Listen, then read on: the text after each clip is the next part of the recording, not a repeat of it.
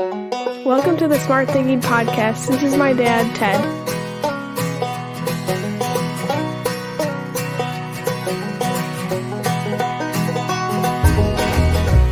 Welcome to the Smart Thinking Podcast. I'm your host, Ted Knightsky. Well, you are in store for a treat because it was so much fun for me to interview Susan Rogers. Susan is proof that mentors are everywhere, that role models are everywhere, and that everyone is a leader. I mean, I was reading this book that my friend Mark had suggested we read for our book club, and I instantly fell in love with it. As a matter of fact, to the point where I read it a second time, created tools around it, got so excited that I tried to reach out to her. And then I did reach out to her, and she reached back out to me right away and said, I would love to be on your podcast. And I thought, what am I going to do? This is a music expert. This is a neuroscientist. This is someone who's worked with Prince and the Bare Naked Ladies and all types of artists. And she was fascinating, and she was fun. And she is going to teach you a lot about how to listen to music and also how to persevere through your life, no matter what is happening to you. Enjoy this great conversation I had with Susan, and be ready to learn.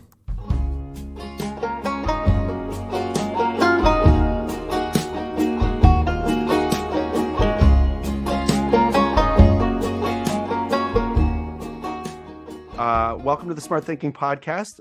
This is Ted Knightsky again with you, and I am joined by author, producer, music lover, professor Susan Rogers, who just co-authored a book called This Is What It Sounds Like.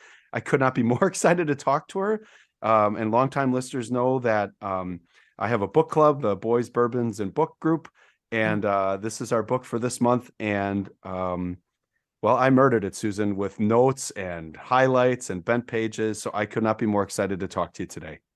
Thank you so much for having me on the program, Ted. I'm really looking forward to our conversation. Yeah, so Susan, let's get right into it. You grew up in California, and what was life like as a kid in like elementary school, middle school? What were those formative years like for you as a child? When I was very young, we lived in Anaheim, California, in a tract of homes that was right next door to Disneyland. No exaggeration. There was this tract of homes. We lived on Lullaby Lane, and next door was Disneyland. So you can imagine, this is the early 60s, and the neighborhood kids would take allowance money and birthday money, and you'd go next door to Disneyland. And in those days, for children, you could get into the park for 50 cents. So to go on the rides was more expensive, but you buy these ticket books to get on the rides, but you could get into the park for 50 cents, which meant that as a kid, I and the other neighborhood kids could run around and actually see fantasy become reality and see. Sometimes you try to sneak in the bushes behind some of the roads, the rides like Mr. Toad's Wild Ride and some of these certain things you try to sneak in behind to see how do they do that. You could see the mechanisms and the gears in some cases. This is in the early days of Disneyland. So it was so fantastic to get the awareness that adults will build things for our pleasure. It's serving no useful purpose other than entertainment and pleasure. That was a huge influence on me when I was young. Do you think that curiosity to go behind the scenes is something that was like innate in you, and that's kind of led you to who you are today? It could be. My dad was one of those men from a generation who was a naturally gifted mechanic, meaning he could fix the car, he could fix the washing machine if it broke down. That was back in the days when we could take apart our toys and see how they worked. Yeah. So it was before Game Boy and things like that, and software-based toys. These were mechanically based toys. And if you had a mechanical mind and you liked looking at the parts and how they all fit together, there were many, many ways to satisfy your curiosity. So my brothers and I inherited a little bit of that love of mechanics. My brothers, at home, they can do plumbing and they can do any household repairs that need to be done. They've got high man IQ. And as the only daughter in the family, I inherited some of that man IQ. I enjoy that kind of stuff, which turned out to be fortuitous for my career in the music business. I was going to say, we're going to get to that. That just sounds, as you're talking about breaking down the mechanics and you eventually producing music and doing that. And as you point out in the book, like without being a musician, I think that curiosity is a theme we're going to talk about for the rest of the day. So Lullaby Lane, Mm. how awesome is that? I mean, that had to be a lot of fun to have Disneyland in the backyard. Oh, it's amazing. And right between Disneyland and our attractive homes was a heliport. And that was a heliport, and the Disneyland Hotel was on the other side of the street. And this heliport was wonderful because it was a tiny little orange grove, an abandoned orange grove that was on the side of the heliport. And kids could sneak into that orange grove, and you could watch the helicopters land and take off. You'd lie on your belly in the desiccated orange leaves that were lying on the ground. You kind of crawl through the leaves. You'd sneak in, and you watch these helicopters take off and land. It's a wonderful thing to be in a place where children have a lot of unusual sights Yeah. to explore. It's mind expanding, I think, for children. I without a doubt. So what was elementary school and middle school like then? I think it was kind of the usual stuff. People of a certain age will remember the duck and cover drills Hmm. that we had to do because the Cold War was going on, and there was always fear that a nuclear bomb could be dropped, and there was that, and there was the Kennedy assassination, and then later there were race riots and the Vietnam War and civil rights movement and all those things. Not unlike what we have now, but what was different then is the world was smaller, so to speak. We couldn't tune it out as easily as perhaps you can now. You were well aware of what was going on in the world and in your nation and in your neighborhood to a Yeah. greater extent, I think. So it was a pretty normal education. My There was difficulty in my family because my mother was stricken with cancer when I was 8 years old. I'm the oldest and the only girl, so she was stricken with cancer, and she passed away when I was 14. So my life involved an awful lot of cooking and cleaning and ironing and bed making and meal preparing and all that at a really young age. While all that was going on, did you have a teacher or someone who was a strong influence in your life to help guide you and provide you perseverance and the energy you needed to be able to go through all of that? I had two, and one was a dog, a family pet, and Hmm. the other was music. So a family pet, they just listen. Right. So if you're having a bad day, you can go and put your arm around the dog, and you can talk or just wordlessly feel, and you've got that companion there. That relationship with animals can be more nurturing, more wise than perhaps we might suspect. And then, of course, the relationship with music. When we're young people, whether our lives are going very, very well or going poorly, we're going to have problems that we don't know how to solve. We haven't lived long enough. Life is the best teacher, and when you're a kid, you haven't had enough of it. Right. So sometimes you can turn to records, and that singer will provide you with lyrics, provide you with an attitude, and help you find your way out of this problem by suggesting, here's what you need to say to this person, or here's how you should think about this problem. Music was a great source of comfort and inspiration to me, always has been. So 14-year-old Susan going into high school, one of the things you talk about in your book is this idea of a record poll. What would have been those three or four albums, songs, and I love how in the book you say we're just going to call it a record, whether that be a song, a disc, a cassette, or vinyl. It's just a record. What would have been a couple of records that would have, you would have gone to, in that moment? Yeah, in my early teens, I loved soul music, as my former employer Prince would say. That was the street I lived on. So soul music was my go-to. So I definitely would have chosen, if you had me pick three, something from Sly and the Family Stone for sure. Um, Possibly something from James Brown. But then I also liked, when they came along, I liked Led Zeppelin very, Hmm. very much. They came along in the early 70s. Still love Jimmy Page and the great John Bonham. And so yeah, but I may have tabled James Brown and put on something from the Stax label out of Memphis, Booker T and the MGs, Steve Cropper, Duck Dunn, and Al Jackson Jr. on drums. Yeah, that was a street I lived on.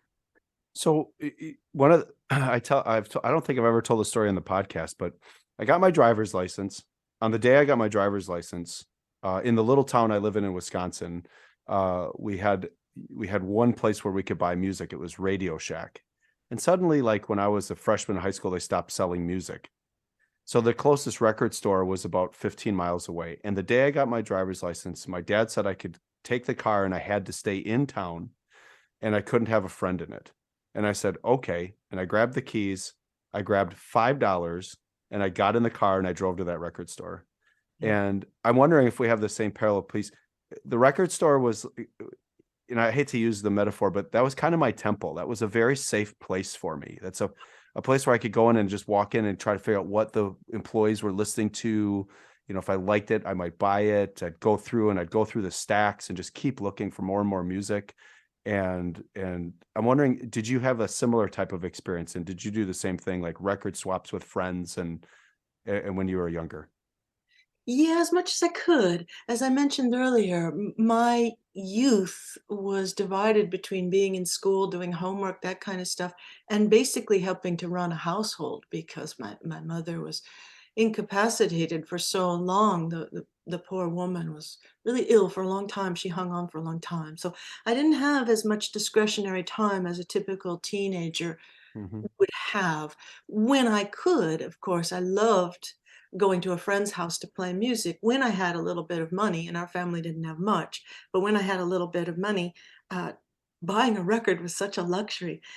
You've probably seen the movie Licorice Pizza Yes. or heard of it. Yeah, that was the chain of record stores that you'd see in Southern California in those days.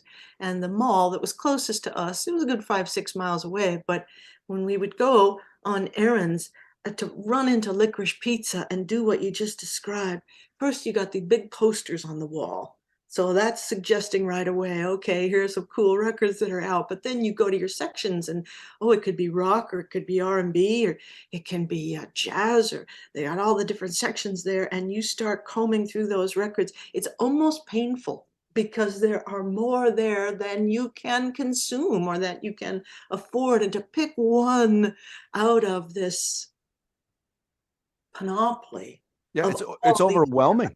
Yeah, but then you choose your record and it'd be in the shrink wrap and you buy it and you can't wait to get it home. Remember, you just couldn't wait to get it home. And you take off that shrink wrap and you pull that vinyl out of that sleeve and you take that first whiff, that smell of that vinyl. Remember, there was a record store called Delicious Vinyl. Mm-hmm. It was a record label, I believe. Yeah. So you take that Licorice Pizza out and then you'd sit and you'd put on that record and you'd sit in front of the speakers and you'd study it. You'd stare at the cover, you'd stare at the back. It may or may not have lyrics, but it would have credits. And that you'd call your friend and you'd say, I just got this album. And your friend would say, well, I just got that album. So you'd go to one another's homes and you'd listen to music. It's hard to explain to students today. I don't know if they can understand what that's like. Music listening as a set activity. The thing we are doing together is listening to music. And I think a lot of that has to do with how you're raised. Mm-hmm. So I mean, one of the things for me was as I read your book and I had sent you that question about biology, you had put in your book this, and it's in the introduction, and it framed your entire book for me.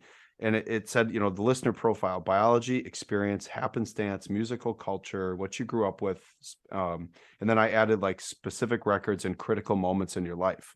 And that's where and I'll send you this, I created this tool to use for when I'm working with people on like almost like a team building, like, because I thought this idea of this record pull, like bring 3 albums, bring 3 records so we can talk about, so I can kind of understand you and you can understand me. And as you were saying that, like one of my favorite smells now is the must, like of an old album. And as you were speaking, one of my favorite things is when you get into old albums from the 50s. So I pulled one of my favorite Etta James albums. And one of my favorite parts is when there's the narrative on the back.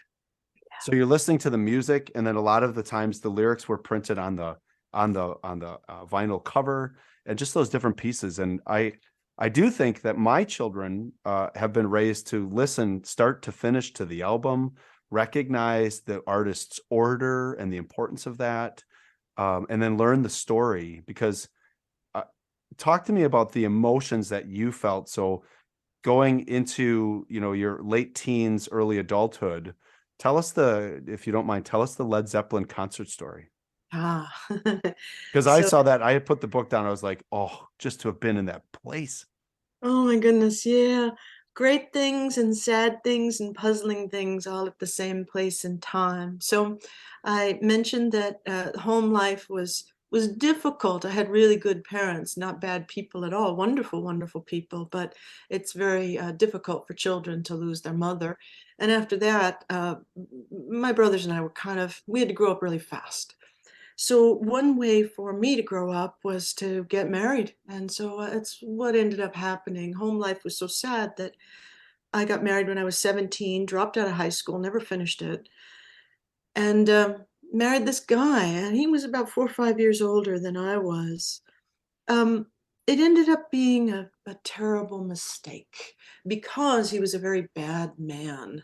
Now, for every positive, there's a negative. Because he was a bad man, it ended up being a good thing because I could get away from him guilt-free. I wouldn't have the life I have if I had stayed married. But anyway, he was physically abusive. He was also very jealous of my love of music. He didn't like music at all.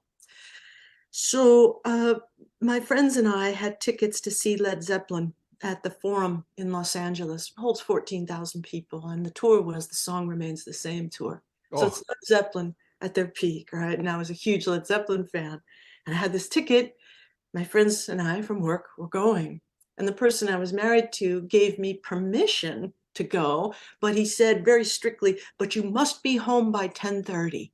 And I didn't know. So I looked at the ticket and it said 8 o'clock. So I thought, okay, well, that seems reasonable. Yeah, okay, I'll be home by 10:30, no problem. And of course, the band didn't even take the stage until 9 o'clock. And it was one of the greatest things I'd ever seen in my life. So I'm there, sitting up there in the seats at the Forum where the Lakers play in Los Angeles. And I'm watching John Bonham on drums, Jimmy Page, my favorite guitarist, guitar, Robert Plant on vocals. It was ecstasy. But I kept looking at my watch and I realized I've got a choice here. If I don't leave, if I stay here for this concert, when I go home, I will be punched in the face and I will go to work with a black eye the next day. It's going to be bad. But if I leave, get home by 10:30, there's a chance that he'll be open to the idea of me going to other concerts. So it was terrible. But I was, I was a kid. At this point, I'd been married for 3, 4 years. I was 21 years old. What did I know? I'd never seen violence in the home, so I didn't know how to deal with it. So I left. I made the decision that I'd leave. And as I'm walking up the stairs to leave this big arena, I made this little Scarlett O'Hara vow. And I looked up at the rafters and I thought, okay, I'm going to leave, but as God is my witness, I'm going to come back here to this room, this place, and I'm going to mix live sound for an amazing band, which was just like saying, I'm going to become an astronaut and I'll be walking on Mars someday. Like, how's this going to happen? I don't know any musicians. I don't know anything about anything. I know no one in the music business. Me mixing sound? A woman who knows nothing or nobody? Yeah, not going to happen. But I made my little vow and it made me feel better. And then shortly after, I did leave this person I was married to. I left and I moved with a girlfriend to Hollywood and got my career started. Overheard that sentence from this guy who said, become a maintenance tech and you'll always work. I said, okay, I became a maintenance tech. I studied electronics and electroacoustics and rather electromagnetism and acoustics and recording principles on my own. I couldn't afford college, but I could afford the textbooks. So I got the books, studied, got a job as an audio tech. And not too long afterwards, 1984, I was working with my favorite artist at that time, Prince. I was Prince's audio technician, and we were on the Purple Rain tour. Which And is amazing. yep. I mean, and that's why I apologize, but I fell in love with you when I read that story. And the reason is you demonstrate everything we need to just be the best versions of ourselves: perseverance and tenacity and curiosity. And that's that Buffalo leadership you and I talked about before I started recording. The idea that you just picked up and you charged into your storm and you followed a path of your own making. And like, Susan, just as a teacher, like, to know that you did those things, it makes me really proud of you, because then you've got this whole career that I want to talk about. But like, just the fact that, like you said, in the 70s as a woman, I'm going to do this, then in the 80s, and then overhearing it, and then taking the risk to move to Minnesota. Before I get to that, I want to ask you a question, because I actually made a poster of a quote from your book, and I want to read that quote to you. Because when you talked about the experience of Led Zeppelin and then hearing and listening, you write in here: listening is not the same as hearing. Listening is an active process, not a passive one, and becoming a competent musical listener requires curiosity, effort, and love. And I believe that's a core leadership principle of just a good person. Talk to me about like where that comes from and how, because it's just such a strong statement. Because to me, that's applicable in music, that's applicable in a relationship, that's applicable, as an educator and as a leader. It's interesting that desire comes with tension. And when you think about your career, your life, you sometimes think about those early years in terms of a slingshot. And the further you pull back that elastic, the more tension you're going to put on it. But once it's released, once it gets that opportunity, the more tension there is in the slingshot, the further that the pebble is going to go. And for my own life, the tension of that terrible early marriage, feeling trapped, pulled back that slingshot so that when I finally did escape, I could go for an awful long way without looking back, without slowing down. It fuels your journey. So yeah, it feels like in order to be successful, we need, in equal parts, we need desire, but we also need fuel. We need the weight of something behind that desire. I see students at Berkeley all the time who desire very badly a career in music, but they're not necessarily pushed to sacrifice in order to have that career. The sacrifices are great. Yeah, I don't know if I quite answered your question, but I in thinking about those early years and in thinking about how we achieve something, it's clear that it's desire and it's courage, but there needs to be some degree of tension to fuel the tank and to keep you going when things get tough. Well, and in the business, in your early part of your business, I'm assuming that when you're working with artists and bands, that tension, talk to me about that process that you've observed, and how like just beautiful art comes out of that kind of chaos. Mm. Yeah, the recording studios are incredibly creative places, of course, but remember that music is an expression of life, and life isn't easy. Sometimes it is, but it's sometimes very hard, and it's sometimes simple, and it's sometimes very, very complex, and it's sometimes beautiful, sometimes ugly. It smells sweet and it stinks. So all those things have to be present in the team who are making a record. All the good, the bad, and the ugly, because all of these things, these life experiences, these impressions, these thoughts, these doubts and fears, as well as all the good stuff you've got going on, your creativity and perhaps your skill or your knowledge, all of that goes into making a record. In the recording studio, we never anticipate that we're just going to walk in and we're just going to play music and it's going to be great, it's going to be easy. No, no, no, no, no. We're on output in the studio, and the record producer is listening on input from musical gestures and sounds and parts that can express the inner lives of other people, of music listeners. When we listen, as you said a moment ago, we're not just hearing. Listening involves activating some neural circuitry that's concerned with your self-image, your sense of self. So we, so to speak, go into our own heads when we listen deeply, and we take that neural pattern of activities and we link it to our sense of self. That's listening. That's embedding your own self into the music and interpreting what it means to you, which is all that matters. It's all that matters, what you think it is. And that's I love that because now you're taking kind of the neuroscience and your background and your learnings there, and just how that works. Because again, in your book, you have another text, a discussion about how our abstract art frees our brain from the dominance of reality, enabling the brain to flow within its inner states, create new emotions and those different pieces. And that's what you're talking about. That's the power of all these pieces. So, so Susan, with you, in your different roles, and I want to talk about that, because when I read books, I read them like metaphorically, like, oh, she's like a assistant coach and she's trying to get them to get the best out of here. And this is what's happening because, most people look at a record or they watch a television show and they blow past all of the names at the end, right? So it'll say like producer, gaffer, makeup. Nobody reads that, but there's somebody's mom, dad, aunt, uncle, son, or daughter who's like, pause it. That's my sister, right? Yeah. Tell me what your development then on the back end was like, working your way all the way to Minnesota.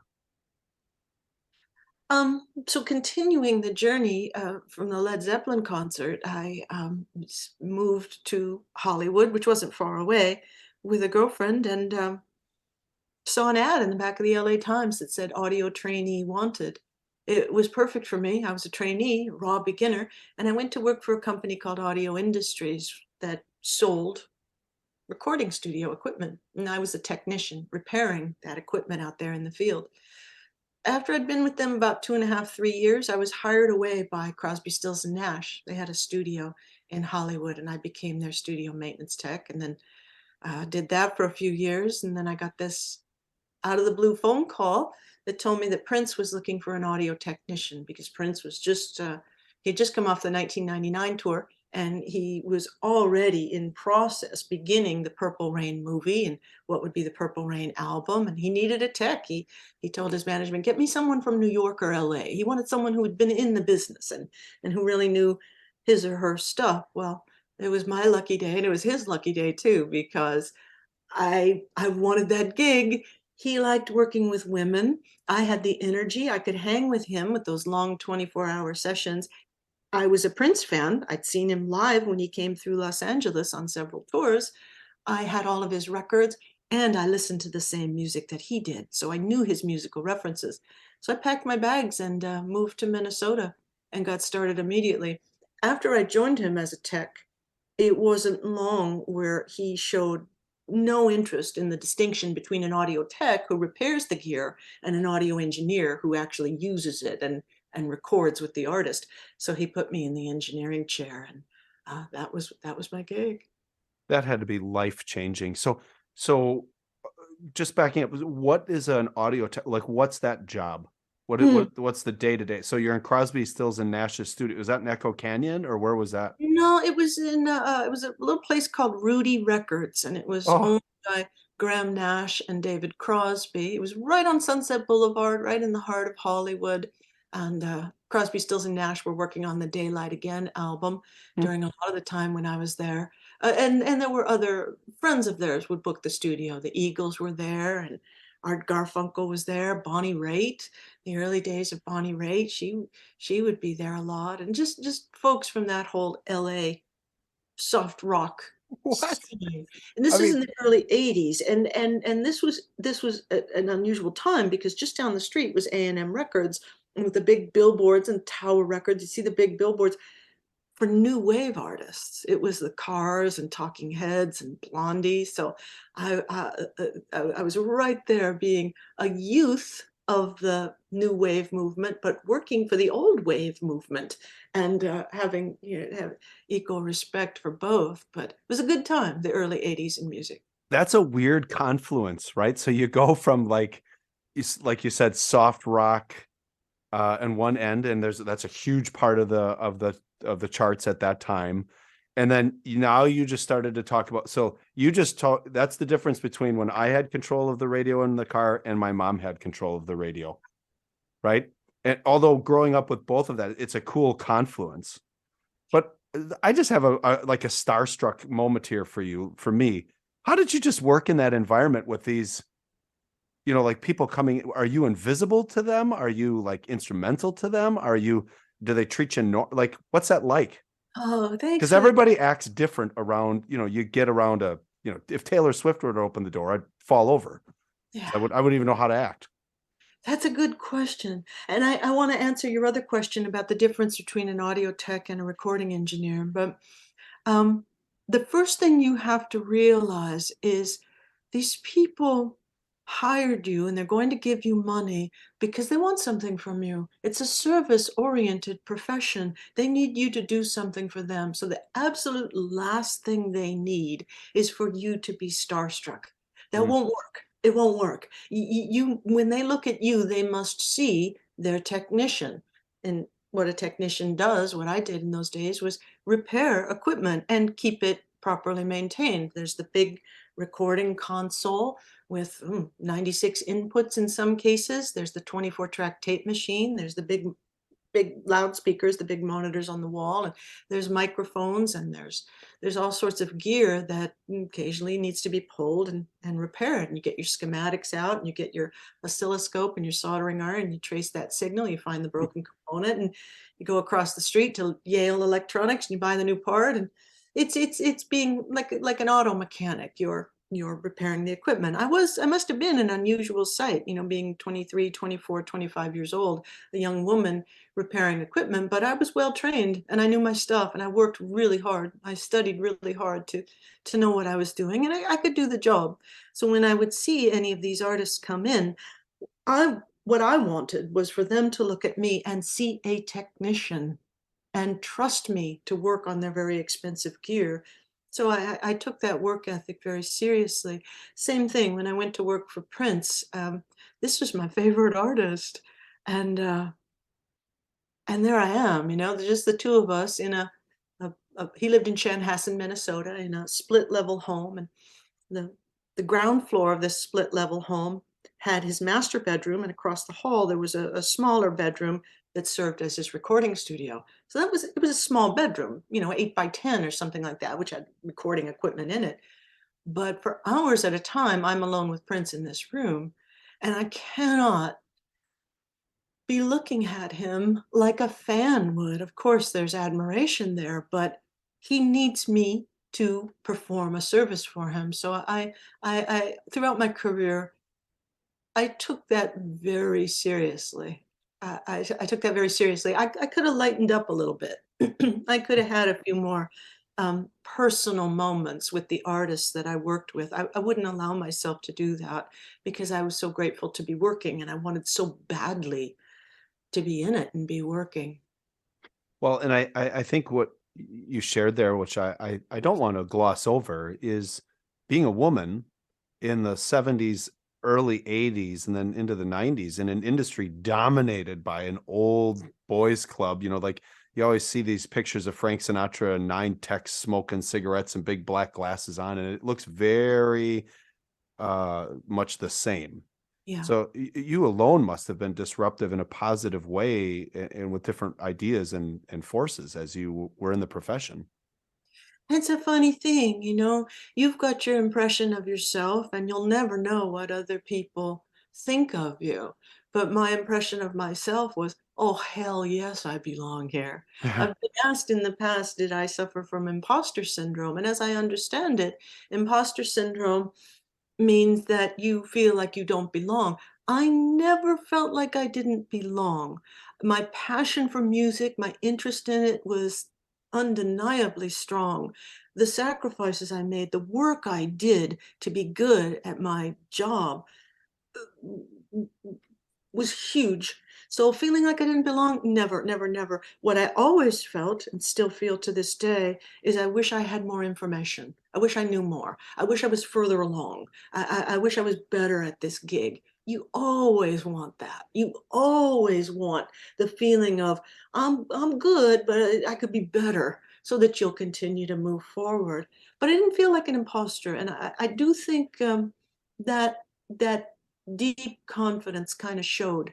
I was okay with presenting the face that says, well, I might not be the best that there is out there, but I'm good and getting better. So uh, showing that you're in it, and that you deserve to be considered as being in it. And that always seemed to work.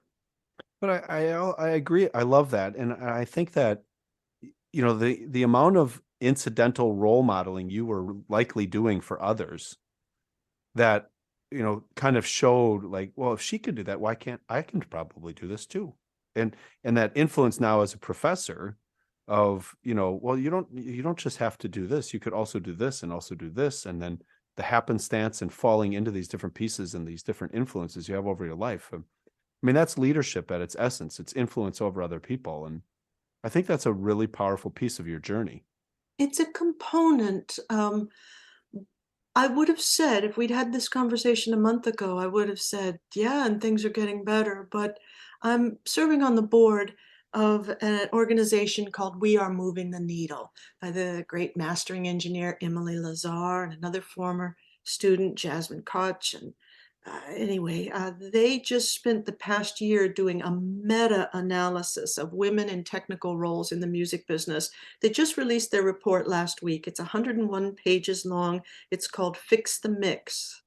There are incredible graphics in it, and it is showing of the records that are appearing on the Billboard charts and that are the most consumed, the top 10, top 100 records, the number of women ranges from 0% to like 3%. The numbers are staggering. So many women are going to recording programs like the one at Berkeley and Musicians Institute and all kinds of programs. They're going to these programs to get into the technical roles of engineer or producer or mixer, but they're simply not being hired in the numbers that would allow them to advance in this industry. People are reluctant to hire women in these roles. And at some point, women just say, well, I can't take this anymore. And they leave and they take on another gig. I will say that those of us, we call ourselves the OGs, the original goddesses.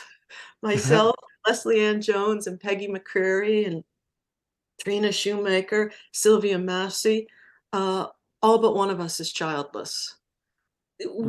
We made this sacrifice to choose the career and not raise children. It's easier to raise children today when music is much more portable. Music making is more portable. But yeah, there were a lot of sacrifices to be made then, and it made it very difficult to create inroads in the industry that would allow music makers to say to themselves, yeah, this woman, she'd be a great engineer. She'd be a great producer. I'll be eternally grateful to the men like Prince and Bare Naked Ladies and David Byrne and Tricky and Robin Ford, Tevin Campbell, Al B. Sure, all the great men who looked at me and said, I want you.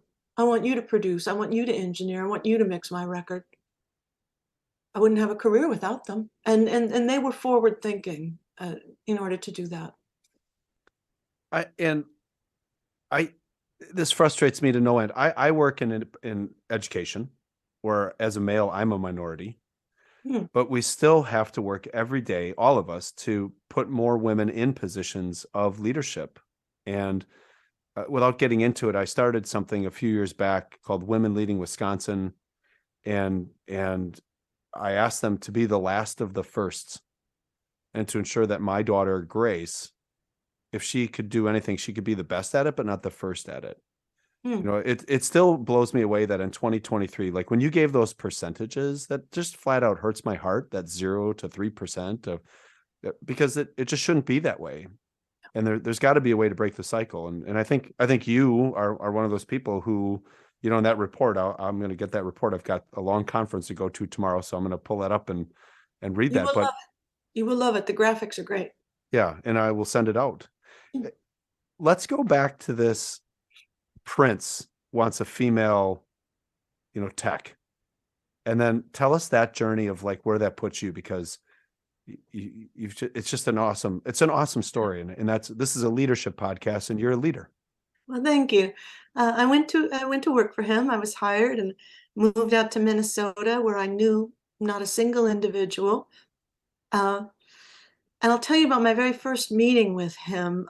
Instinct kicked in, and it served me well there. So I spent a week when I was first hired by him in his house, installing a new recording console, making some repairs to the tape machine, and there was a little list of things for me to fix and look at and wire up, and I did all that. And I could hear him upstairs. The kitchen dining area was right above the studio, and he was up there taking meetings with Vanity Six and with the Time and with his own band, and they were planning the Purple Rain movie. They were in rehearsal for it. So I knew he was in the house, but he didn't come downstairs while I was there working, so I didn't get to meet him until finally I was finished with my work. And by the way, this was not unusual for Prince, because he definitely kept to himself, and he had this thick veneer in his psyche that protected him from other people and their demands. So he was a very closed book personally. Anyway, I finally let his operations manager know I'm finished. I've done the last of the repairs. And so she said, all right, I'll call him. And she called him, and he came downstairs, and he came downstairs to meet me, and he stopped on the stairwell. It was a few steps above me. He didn't even introduce himself or say hello. He just stopped on the stairs, and he said, have you done this? And have you done that? And he started asking questions, and I answered his questions. And then he said, okay, come back tomorrow at 10 or something like that. And he turned around to leave, and my instincts kicked in, and I thought, no. This is a bad way for this to start. I just moved 2,300 miles, left everyone I've ever known to work for this guy, and it's not starting like this. So I stopped him. He turned to go up the stairs, and I said, excuse me, Prince. He stopped and turned around and looked at me, and I just stuck out my hand, and I said, I'm Susan Rogers. To shake hands with him. He gave kind of a little bow. And he got this look on his face that I would see many times. He looked kind of amused, like he was trying not to laugh. Mm-hmm. And he stuck his hand out, and we shook hands, and he said, I'm Prince. And we both kind of shook hands, and we did a little bow. I felt like I was in the Wizard of Oz. We just did a little bow, very formal. And I said, oh, nice to meet you. See you tomorrow.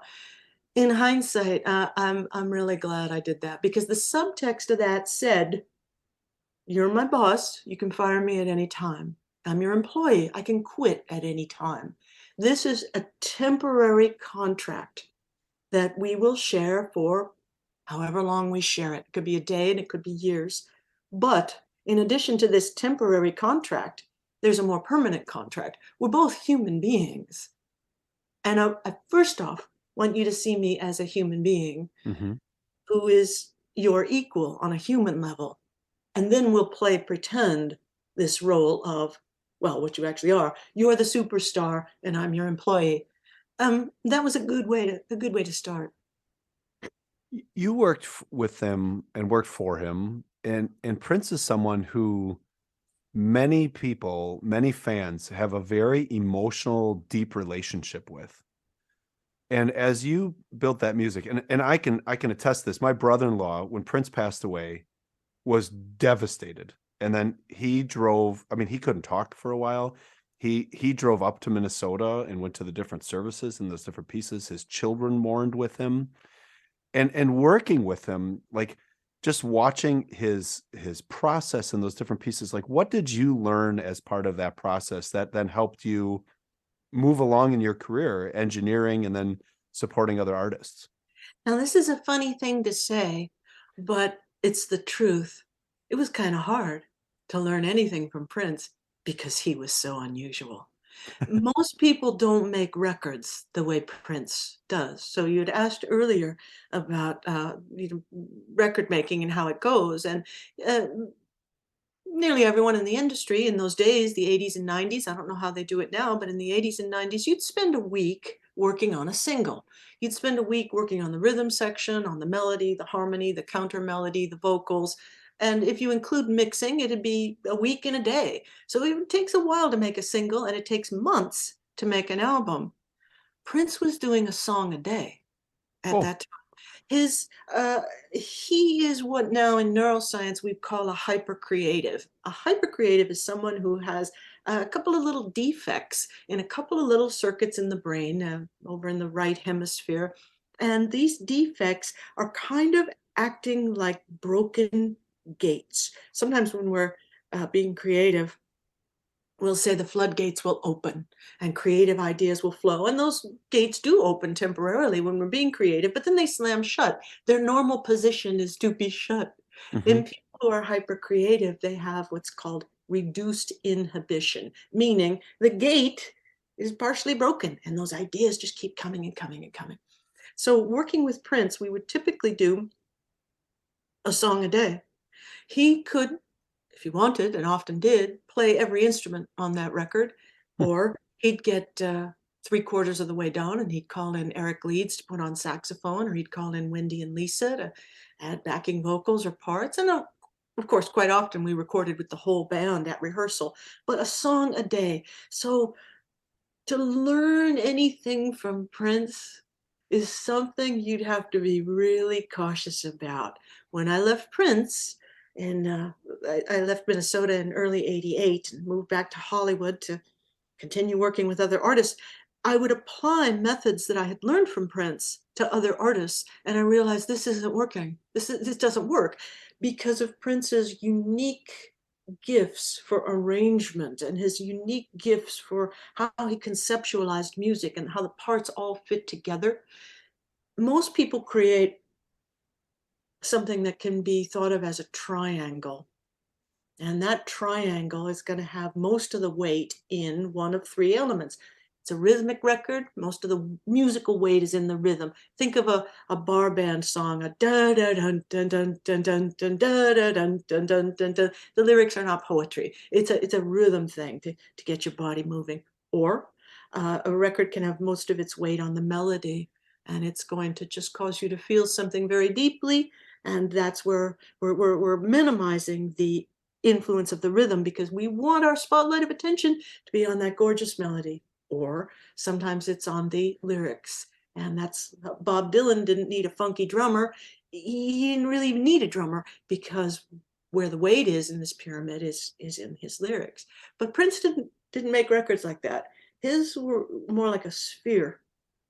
And he used to say that in theory, you should be able to put your spotlight of attention on any element in that record, and it should be capable of carrying the weight, being the loudest thing in the mix. Yeah, other people don't work like that. That was very unusual. So as one of Prince's engineers later in his life said, you had to unlearn Prince. Hmm. That's very true. You had to leave Prince and then learn how, yeah, most people take much longer than this to make a record. Most people organize their arrangements differently. Most people think of music differently, and their methodology is different. It was great that I started my career with Prince, but I definitely started learning from a maestro and then had to come back down to earth to learn how the other mere mortals worked. And tell us again, what album did you work on, engineer with him or for him? Purple Rain, Around the World in a Day, the Parade album, Sign of the Times, considered his second masterpiece after Purple Rain, and then all the stuff we worked on in between, records by Sheila E. and Apollonia 6, who succeeded Vanity 6. There was The Time. There was just the odds and ends, records he did for other people, and the movies we made Purple Rain, and then we made Under the Cherry Moon, and we did music videos, and we toured all around the world, and that train moved really fast.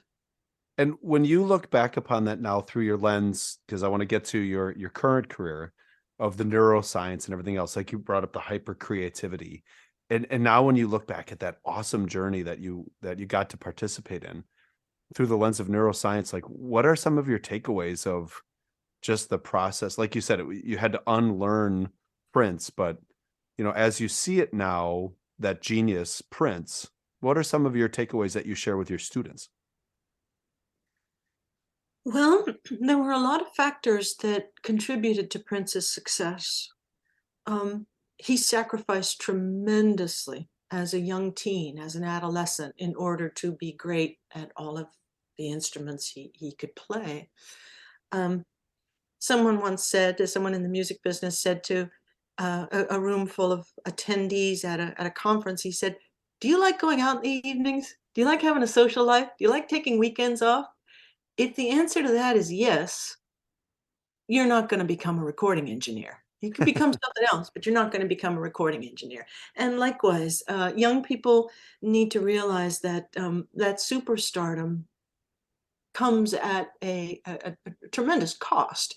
Nothing else in your life will matter, not your family, not your friends, not even your dating life. So Prince sacrificed tremendously in order to be at a point where he could get signed to a record deal at 18, 19 years old, and where he could be producing his own records and be a multimillionaire at age 25. When I Wow. joined him, I had just turned 27, he just turned 25, and he had employees. So he had this incredible work ethic, and it was kind of sweet sometimes to see when he'd be on the horns of a dilemma business-wise. And he didn't talk much to me about his personal life. He didn't talk much in the studio, but sometimes he would use a phrase that I understood, and he'd say, "We put bread on people's tables," Mm. meaning he was well aware as a kid he was running a business, and he needed to make decisions that would help that business thrive. So he had this high native intelligence, this strong work ethic, and he expected people to keep up with him. He admired and was grateful to the people who could keep up with him and work at that pace. That's incredible. So I want to share just a quick story with you and transition here because I do want to get to your teaching here before we go. I was a bartender in college. And in your book, you talk about, just the different ways that music affects you. And my favorite thing about your book, which I hope everybody reads, is the idea of just learning how to listen to music, and then what the music you listen to means to you, and then how it kind of defines you. So I'm bartending at this like little corner restaurant bar, and three girls my age come in. They're like 21 years old, and they're like, "We were just at Summerfest in Milwaukee, and we heard this band. You have to play the CD." And they hand me this orange CD with like an old guy in a wagon on it or something. I can't remember the cover exactly. And it's the Bare Naked Ladies' first album. And you talked about this idea of love at first listen. And like the very first, I couldn't be more than 10 seconds of that song, I was like, oh, must hear more. And then I'm reading your book and I'm thinking like, wow, Susan got to work with Prince. She, all this cool stuff in California. And then I'm like, oh, my favorite band when I was like a sophomore in college, the Bare Naked Ladies. What were they like? Okay, now this is Oh, where I'm a little starstruck because they were so funny in concert. They're so like impulsive. When you talk about hyper creativity, some of the weird things they would just come up with on the spot. So you evolve, you move on past Prince, and then you start working in California again, and then you get with this kind of, I don't know, lower 40, top 40s Canadian band. What were because this is just for me. What were they like to work with? oh, I love those guys so much. As a matter of fact, this Friday I'm giving a Zoom talk with Ed Robertson for the Society for Creative Neuroscience. They invited me, this cadre of neuroscientists who are exploring creativity, and they invited me and they said, "Can you invite a musician?" And I reached out to Ed, and so Ed and I are going to chat with these scientists about creativity. But I loved them then and I love them now. Funny, smart, respectful, and kind, and so good to work with. They sent me their first album for my consideration. This is how it worked back in those days. For my consideration to be interviewed for a position of producer on an upcoming record, and I was unavailable at that time. And then we had some mutual friends in common, Geggy Ta, a band I worked with, and Toad the Wet Sprocket, and the Odds out of Vancouver. And so the ladies, I know, I love the Odds too. I'm watching, for those who aren't watching this, I Yeah. just Oh, physical you just kept, you're naming off more of my favorite bands. Toad the Wet Sprocket. reaction. Love them, yeah. Oh, So anyway, so the ladies reached out, and end of '97, and they said, "Could you do this record with us, our next album," which was the album Stunt. And I said, "Oh, I'd really love to, but I've only got 3 weeks." And 3 weeks was not enough time to do a whole record. And we were meeting backstage at a show, and they looked around and they said, "Well, we have the songs already written, and we can go pretty fast. And what you don't finish, we can hand off to another producer and a mixer, take it over the finish line." And I said, "Okay, I'm in." So we booked time in Austin, Texas in early 1998. And we had to work really fast. We had to do a song a day. We had to work at the Prince Prince speed. Fast. Yeah, you're the Yeah. one. And here are these guys who were such good musicians, so good on their instruments, and so receptive and open to ideas. So when you're in the studio and you've got a lot of creative minds, sometimes people want to hog the ball, so to speak, and steer the ship.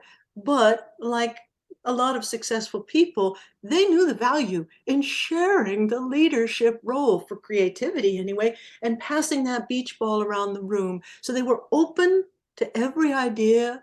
They would try things. They were open to ideas, but they were very decisive. And they're smart. They know themselves. They know their brand. So at that time, our mandate was to make a record that would sell in the US, because prior records had been very successful in Canada, not so much in the US. So in order to do that, we needed to be sensitive to the rhythmic gestures that are more prevalent in US-based music compared to Canadian-based music. The Canadian music is more heavily influenced by Great Britain and music from across the pond. So we had to change our rhythm section a little bit, and we did. Tyler, the great drummer in that band, was open to those ideas, and we had a tremendous amount of fun and productivity in those 3 weeks. I had to move on to another record. They passed it off to David Leonard, who finished it up with the guys, and then shortly after, July 1998, we had the #1 single on the Billboard charts with 1 week. And I mean, you don't know this, but like you created something with them that was like fundamental in the beginning stages of my life, with my wife, my marriage, that song, the 1 week, that whole album. And I can't underestimate to you your influence on others, being, a woman, now a neuroscientist, and just the driver you are. You're so influential. And I mean, we barely got to your book. We've already been on for an hour. And what I want you to share now is, so after the recording business, tell us about your second blossoming. Tell us about your second journey. So I got into the music business because I really felt a calling when I was a kid. It felt like I was magnetically being pulled toward a life as a record maker. I had zero interest in being a performer or an artist. I took piano lessons, and there was no spark of excitement at all. What I loved was listening to records, listening to the radio. So it seemed only right that I should put my body where my mind already was, and I should become a record maker and be a professional listener. And then in my early 40s, around the time of Bare Naked Ladies, I began feeling a second calling, and that calling was telling me, "Oh, I'd like the life of a scientist. Oh, I think this would be good." And the voice just kept getting stronger and stronger and stronger, that magnetic pull toward exploring the natural world and addressing questions of, what the hell is that? Or why is it doing this? Oh, it just sounded so good. No, I had dropped out of high school, so I didn't know if I could be a student again. But I thought, all right, I'm going to go for it. And when the Stunt album was a huge quintuple platinum record in those days that we miss very much, that's when you'd get a big royalty check, 6 figures. And 6 months later, you'd get another one if you were a producer on a very successful record. So with that money, I was now able to leave the music business, and I entered college, University of Minnesota, go Gophers, and did a double major in neuroscience and psychology. Went straight up north to McGill in Montreal and got my PhD, specializing in the neuroscience of music perception and cognition. Berklee College of Music is in Boston. And so I was hired in 2008, came to Berklee, taught there until just when the book came out, just in September. I'm semi-retired. I live out in upstate New York, and I still teach for Berklee. They have a Berklee Online program. I teach psychoacoustics. I'm writing music and neuroscience right now for them. And then I've got a couple of 100 level classes for Berklee that meet over Zoom. So I'm still teaching, but I'm semi-retired now. And talk to me about the art of listening to music. Yes. So this is recently discovered, and it's a hot topic in neuroscience. There's a network of interconnected nuclei in our brains. And this network, when it gets active, represents what they call your default mode. You know how our brains switch back and forth between attending to what we're hearing or seeing or feeling, the outside world, and switching into our inside world, the private world of our heads. If you ask people, are you thinking about something other than what you're doing right now? 30 to 50% of the time they say yes. We go in our own heads a lot. That's just what a brain does. So it turns out that this default network that turns on by default when you're not giving your brain something to do gets easily and readily activated when you're listening to music you love. It kind of feels like that. So when you're listening to something that takes you away, so to speak, you go into your own head and you activate this default network, which activates circuits responsible for self-image, self-awareness, self-consciousness. It becomes something that a phrase I used in the music business before I ever had an education. It becomes the music of you. So if we were to listen to a record right now, all of us listening to the same record, in our cochlea, in our ears, be the same record for all of us, more or less. But once it gets up here, once it gets into that default network and activates other regions of the brain, it's a different record for each and every one of us.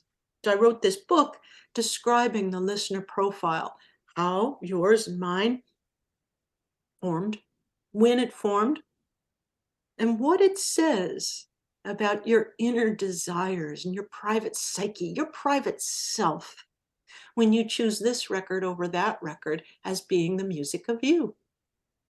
So sometimes when I'm talking about myself and my life, I shorten it by saying I've spent nearly all my adult life as a professional listener, meaning my job was to be on input. That's what a producer does, is you're tasked with listening to what they're doing, listen to their performances and the tones and the parts and the arrangement, listen and report back on whether or not this is connecting with you. I'm not alone in this. I mean, DJs and record executives and a lot of folks who don't make music are professional listeners. They're on input, and their brains are trained to not only listen to and enjoy music, but to make some decisions about it so that it can be enjoyed, with any luck, by a lot of other people. That was the case for me when I was making records. And I thought when I got into the sciences that would all go away, but it turned out that it didn't.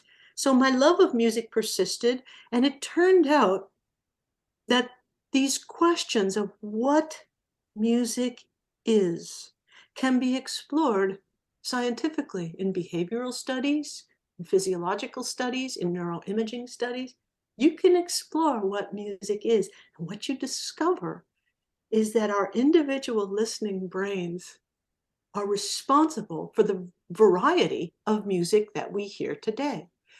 Some people love prog rock, others hate it. As you just said, it's different brains, and it gives us all of this different music. If we all had the same brain, we'd all like the same music. Thankfully, we've got this tremendous variety. What we need from music lovers and listeners today and I'll wrap this up, but what we need is for people to be proud of their listening brain, be proud of their musical taste, and be willing to do a record pull with their friends, with their family, share with others the music that knocks you out. Because what you're doing is you're sharing an intimate part of your psyche. You're saying, this is the music of me. This is the music that activates my default network, my sense of self. It's going to be more than one genre, because you like some music for its rhythm, you like other music for its lyrics, other music for its melodies or its sounds or its design. You don't like one style of music. But nonetheless, it's an intimate and generous way of sharing yourself with your friends. It's so good. What? Two more questions. What is your favorite neuroscience discovery? I love this so much. And I anthropomorphize everything just because it's funny and it's fun. So this came out of Wake Forest University in North Carolina. Robin Wilkins, Donald Hodges, and that team. So they had people come into the laboratory to lie in an fMRI scanner, the functional magnetic resonance imaging, which allows us to non-invasively watch an active brain at work. And they said to these folks, bring in 3 categories of records. Bring in a record that you really like, bring in your favorite record, and bring in a piece of music that you dislike. And they watched the brain to see what areas of the brain would be activated when people were listening to these different categories of music. And sure enough, when they listened to the liked and the favorite music, the default network lit up like a Christmas tree, and people went into their own heads, even lying in a scanner. They went into their own heads, shut out the outside world. Default network got active. But when they listened to music that they didn't like, a wee little circuit, nucleus, right hemisphere, there's one on the left and one on the right, but it's the right one that's more responsible for art. So the right precuneus, which is not part of the default network, but which is connected to it, basically said, oh, hell no, and cut itself off from the default network. As these scientists wrote, possibly to prevent this music from being integrated into your sense of self. We've all had this reaction where something is playing and we decide, studies have shown this, within a second, whether this style of music is the style we like. In under a second, we decide, no, not my music, not this, not for me. That's your little precuneus saying nope and slamming those gates shut. Coincidentally, the precuneus is the nucleus that's responsible for creativity. And when it's broken, and it has that broken gate, people who are hyper creative have more original ideas than others, because the precuneus is saying, yeah, I'm open to that. That could be cool. That could be possible. And it allows new ideas to flow without instantly shutting it down. That's, to me, that's one of the most exciting things that I've learned recently. Oh, it's amazing. And I'm sure there are people who are listening who think theirs is broken. You know, there are people I know and you know who just their brain never stops. Their body and brains never stop, and the creativity and those different components. But that's a fascinating find. It is the hypercreativity is truly unusual. And you'd probably be socially impaired if you had it. In all my years in the music business, and even at teaching at Berkeley, young musicians, I've only known 2 people who I could label as hypercreative. One is Prince, and the other is someone I've been a musical partner with for 30 years, Tommy Jordan of the band Gagita. And I know Tommy, he's my best friend. And yet when we made records in the studio, Tommy was so frustrating because his ideas wouldn't stop coming. They just wouldn't stop coming. It was very difficult to wrap things up. We'd be ready to press record on the tape machine to print a mix, and Tommy'd say, wait, and you'd have to kind of send him off to write a new song. He's got thousands of them because his creativity is kind of like a broken gate. Yeah, I've read that about Elvis Costello too, that he's never satisfied. He just keeps beating up and doing, but that is so fascinating. All right, Susan, what's your record pull? Okay, well, Just for today. Yeah, I'm gonna go with an old favorite, and it would be Call Me, Come Back Home by Al Green. Just because it perfectly exemplifies the sweet spot on my dimension of rhythm perception. It features my favorite drummer ever, the late great Al Jackson Jr. And he's got his snare drum tuned to a low deep dish snare. And that groove is, to my body and mind, as perfect as it gets. So, when you're listening to music, you'll tap your heel or tap your fingers or your toes. And most of the time, when I'm tapping my heel, listening to drum machine music or most drummers, the drum seems to arrive before my heel does. With Al, it's perfect. Mhm. That snare arrives within milliseconds, or maybe even exactly where I want and expect it to. And that feels good. That feels good. Other people, of course, can listen to this record and go, no big deal. We're all That different. that is It's beautiful. yours. What is yours? Mine is Salisbury Hill by Peter Gabriel. That's my 180 song. That's a song that comes on, and I'm on that hill. I'm on that journey. And it's been a fundamental song or record, in my life, and that's my favorite. And when it introduces, like you said, within a second, just how that song comes in. And what's interesting about that is, I always think it's funny. I just finished up the Bono's new book, Mm. and he talks about him and the Edge always arguing about if prog rock was good rock or not. Yeah. And when you talk about influences, so like I got introduced to Led Zeppelin. So, I was a kid in the early 70s, and my uncle listened to Yes, Led Zeppelin, and Rush. And Rush is one of those where if you put me in that MRI machine, I'd be like, oh, stop, just enough. But if you crank Led Zeppelin or Yes, like to your point, it just takes me away. It's so good. Yeah. So what I've been doing for years, Susan, and that's why your book was so attractive to us, is when I work with teams, we describe that fundamental record pull. We call it a 180. So I had this really cool life experience where I was out to eat at a restaurant with my kids. A woman serving us had a tattoo on her arm, and it turned out to be a Spotify scan code. What? Yeah. And she like reached out to, serve us, and I saw her tattoo, and I'm very curious. And I was like, oh, what is that? Because it was just little lines. And she said, do you have your phone on you? And I said, yeah. And she goes, do you have a Spotify account? I said, yeah. She goes, open it up and go to search, and then open the camera. So I was just very nervously like opening it up. I'm like, I can't wait. What's going to happen? What's happened? And I scan her arm, and Party in the USA by Miley Cyrus starts to play. And this woman just starts moving around, and she's like, isn't it great? And then I read your book about record pulls and all of these different people and this framework that you put in, and you re-taught me how to listen, because I was musically trained. I played the violin and I sang in choir, and then I'm reading your book, frustrated that I wish I would have read this when I was 20, but with wisdom in my 50s now, it's beautiful. And the way people do that. So, I don't know if that Al Green song is your 180 song, but if you had one beyond that, like what would be your 180 song that would just change the direction of your day?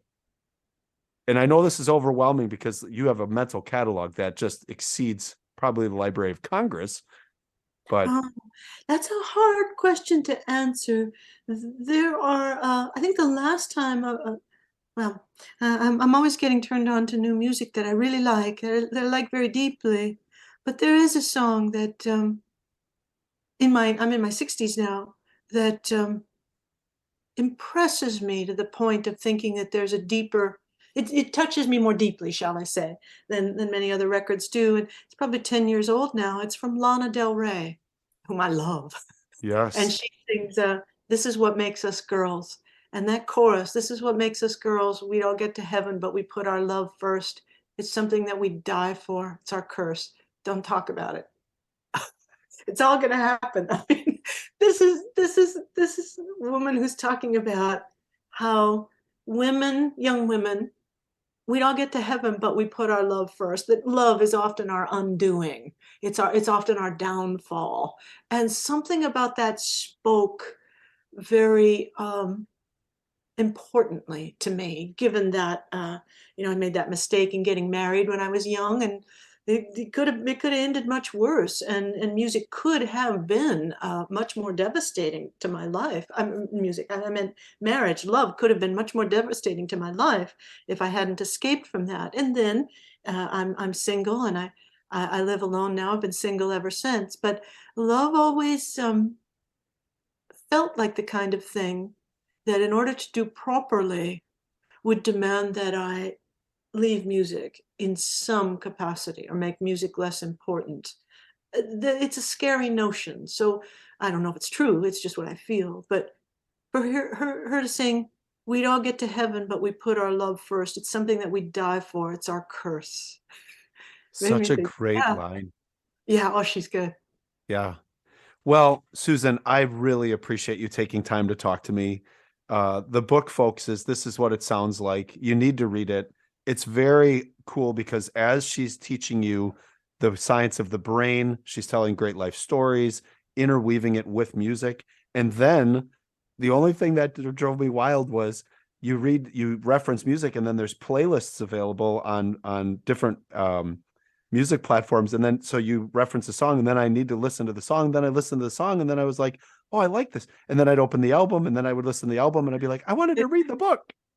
So this was a long read for me. Normally I would barrel through this pretty quickly, but I loved it. I fell in love with you through the process. I created tools off of this, which I will send you. And it was just really inspirational. And I was so, I'm not normally a nervous person, but today I was like, I don't know what we're going to talk about, because I couldn't pull 3 records. I pulled 11.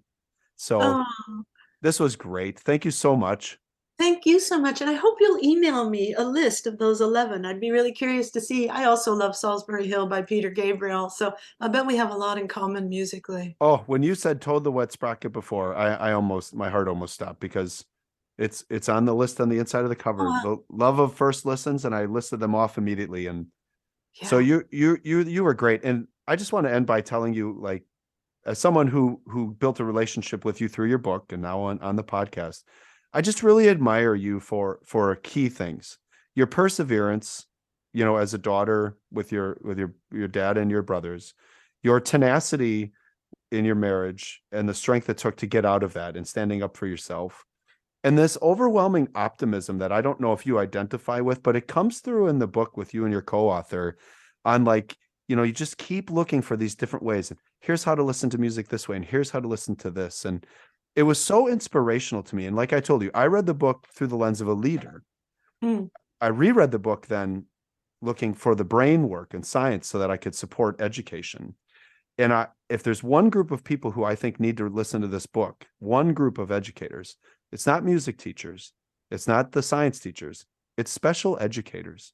Oh, Because you talk about how music can support language development and listening development, and we can build relationships through that. And the key to great teaching is first the relationships that build to the relevant learning that then can create rigor.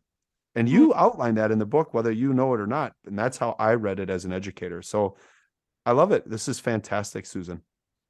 thank you, Ted, so much. I'm very touched and very grateful to you for this opportunity. And thank you for the kind words and giving me the microphone for an hour. I really appreciate it.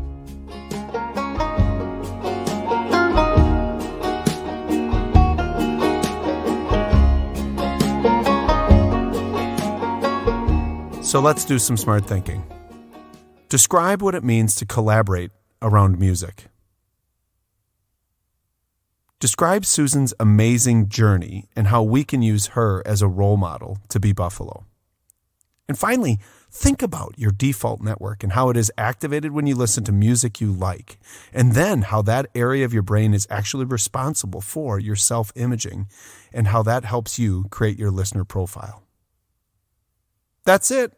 That's the Smart Thinking Podcast. Hey, as always, thank you for listening, and please make sure to share this with anyone you believe needs to hear it, because I think this is a phenomenal podcast for people who love music, for people who teach music, for people who teach kids, for people who lead others, and for anyone who is just simply looking for a little bit of inspiration, because Susan has one gear, and that gear is a no-quit overdrive. Well, Normally, at this point, I would go into a variety of different things and short little stories, but instead what I'm going to do is I'm going to make sure that you follow the Well Pennies on whatever musical platform you listen to and thank them for what they do for me, which is allow me to use their music on our podcast. And finally, I'm going to leave you with a couple of other Susan Rogers quotes because she and I continued to talk after we stopped the podcast, and oddly, I left it rolling. And as a result, I think you are going to learn a few other great things. And we identified you like you're a real buffalo. Like, that's interesting. Thank you. I like being a buffalo. I have, I teach students. I'm a college professor, and a common theme among the seniors is their fear of what faces them after college. And I'm borrowing a saying from a close friend of mine where he says, the future is a big place. You can't see it all from here. You have to walk into the fog of the unknown. And I have followed my own advice to be lit from the inside. If you're looking out there into the unknown future, trying to find a light and a direction, you're not going to find it. Your direction is generated within you, and that will compel you to automatically walk through the fog of the unknown toward the things you desire.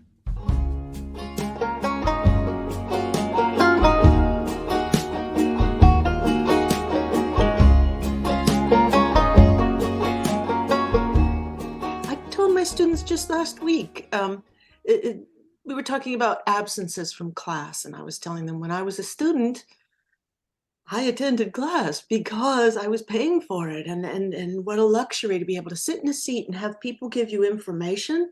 How great is that? How often in our lives do we get the chance to just go somewhere every day where people give us something valuable?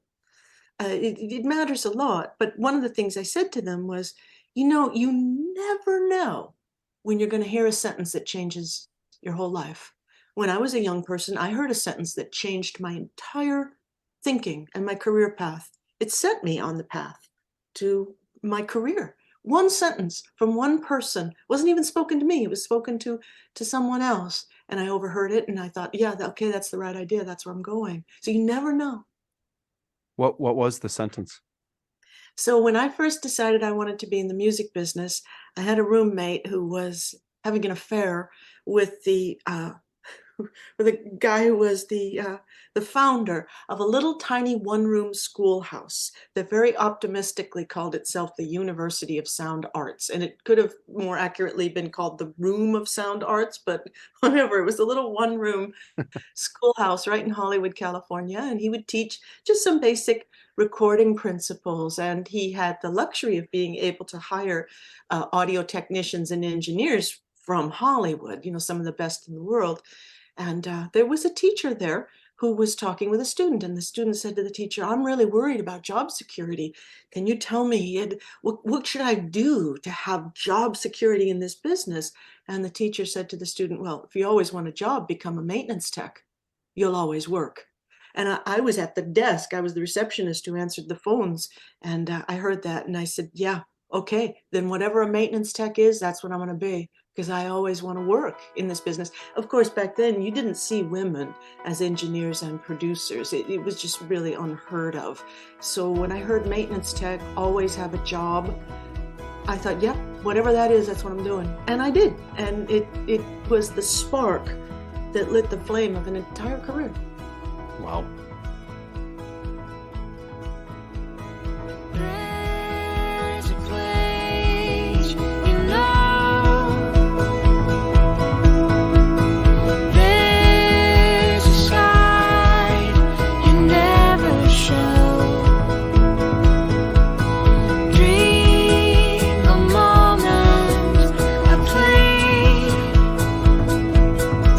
Like a whisper at the bottom.